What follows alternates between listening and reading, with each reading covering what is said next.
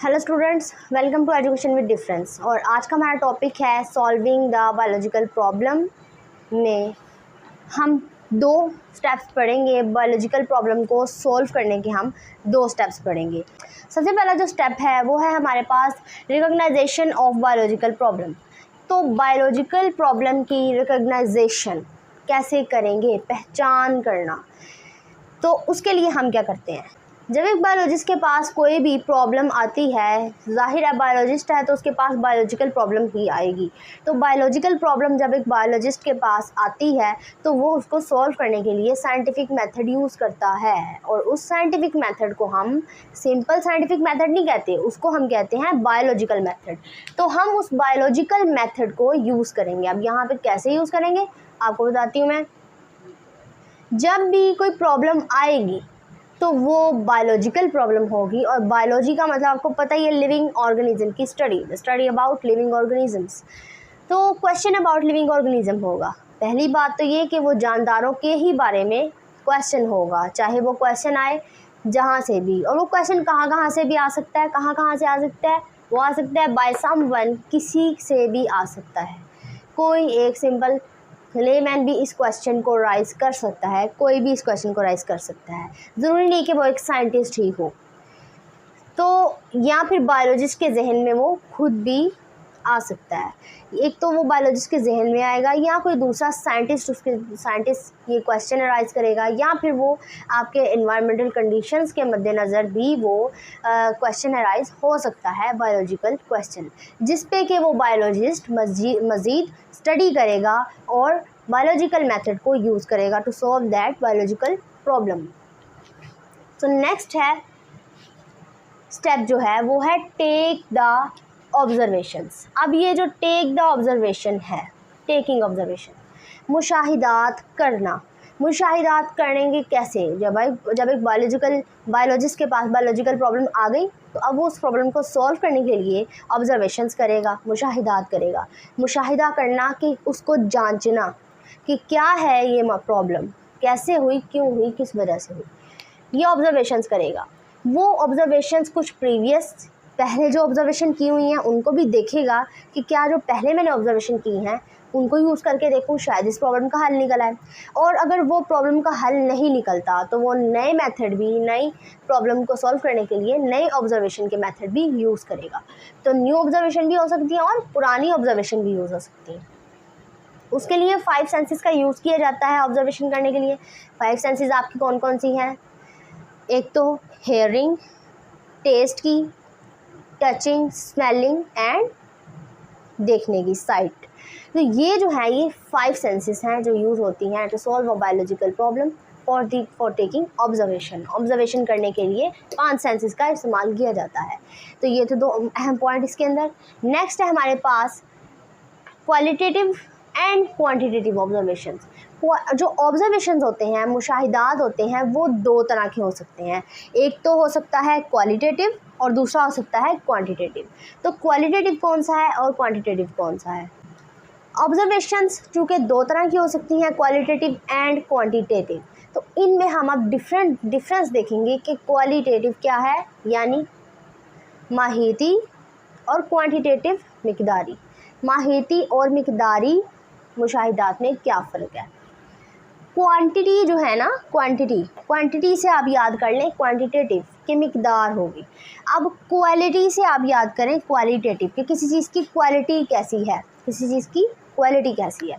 और माहिती को कहते हैं उर्दू में, क्वालिटेटिव को माहिती मुशाहिदात कहते हैं और क्वांटिटेटिव को मिकदारी कहते हैं। मिकदार से याद कर लें क्वांटिटेटिव, मिकदारी। तो ये दो ऑब्जर्वेशंस हैं। अब इनमें फ़र्क क्या है? सबसे पहले हम देखेंगे कि इनमें फ़र्क क्या है। तो आप देख सकते हैं कि क्वालिटेटिव में सबसे बड़ा जो फ़र्क है क्वांटिटेटिव में ये है कि जो क्वांटिटी वाली होती हैं वो वेरिएबल नहीं होती, इनवेरिएबल होती हैं, मुतगय्यर नहीं होती हैं, इनवेरिएबल होती हैं। नेक्स्ट जो है वो मयरेबल होती हैं, हम उनको मिकदारों को माप सकते हैं, मयर कर सकते हैं। तीसरे नंबर पे क्वांटिटेटिव जो होती हैं मुशाहिदात, वो न्यूमेरिक वैल्यूज़ में होते हैं, नंबर में होते हैं, 1 2 3 4 नंबरिंग में होते हैं। तो हमारे लिए आसानी है कि अगर मैं आपको कह दूँ कि बहुत सारा पानी ले आओ, एक जग में पानी ले आओ तो वो आपके लिए मुश्किल होगा कि पानी की मिकदार एग्जैक्ट कितनी होनी चाहिए।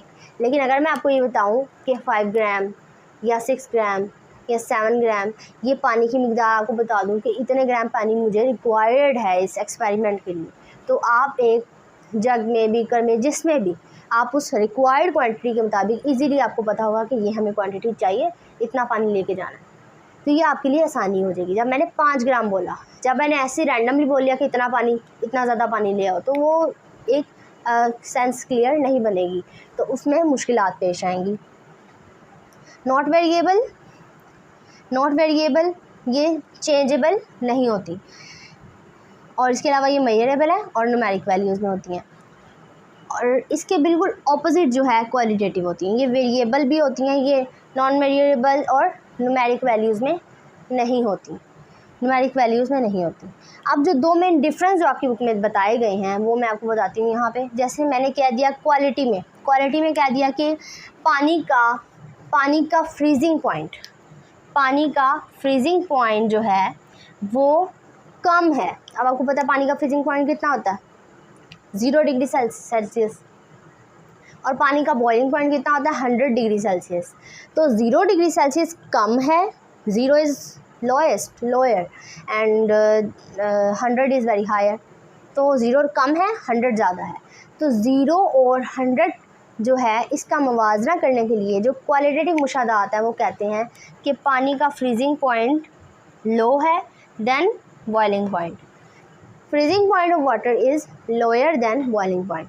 पानी का फ्रीजिंग पॉइंट उसके बॉइलिंग पॉइंट से कम है, ये कहता है क्वालिटेटिव। इसी बात को जब हम क्वांटिटेटिव में लेके आएंगे तो हम ये कहेंगे कि 0 डिग्री पानी का जो फ्रीजिंग पॉइंट है वो है 0 डिग्री फ्रीजिंग पॉइंट, एंड उसका जो बॉइलिंग पॉइंट है वो है 100 degree boiling point, 100 degree Celsius.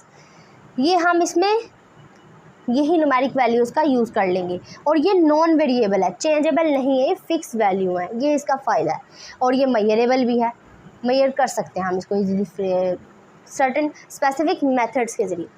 उसके बाद जो है क्वालिटेटिव, इसके अंदर जो दूसरा डिफरेंस है वो देखें आप कि water 1 litre of water is heavier than 1 litre of ethanol. ये कह रहा है कि 1 लीटर जो पानी का 1 लीटर है वो हैवी है देन 1 लीटर ऑफ एथेनॉल के।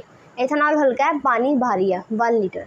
अब इसी बात को जो है क्वांटिटेटिव मुशाहदात कैसे कहते हैं, मिकदारी मुशाहदात इस बात को कैसे बयान करते हैं, वो कहते हैं कि पानी का 1 litre 1 litre of water is 1000 ग्राम। पानी का 1 लीटर 1000 ग्राम है और इथानॉल का 1 लीटर 789 ग्राम्स है। तो आप खुद ही अंदाज़ा कर लें 1000 ग्राम ज़्यादा होगा या 789 ग्राम्स। ऑब्वियसली 1000 ग्राम ज़्यादा होगा, तो 1000 ग्राम जो है वो ज़्यादा है और 789 ग्राम कम है। तो ऑटोमेटिकली ये बात सामने आ गई कि पानी 1 लीटर पानी का जो है वो भारी है, हैवियर है, जो कि 1000 ग्राम है, और 1 लीटर एथेनॉल का वो लाइटर है, दैट इज़ 789 ग्राम्स। तो ये था आज का लेक्चर। उम्मीद है कि आपको लेक्चर समझ आ गया होगा। अगर आपका इसमें कोई भी क्वेश्चन हो तो आप मुझसे कमेंट में पूछ सकते हैं। Thank you.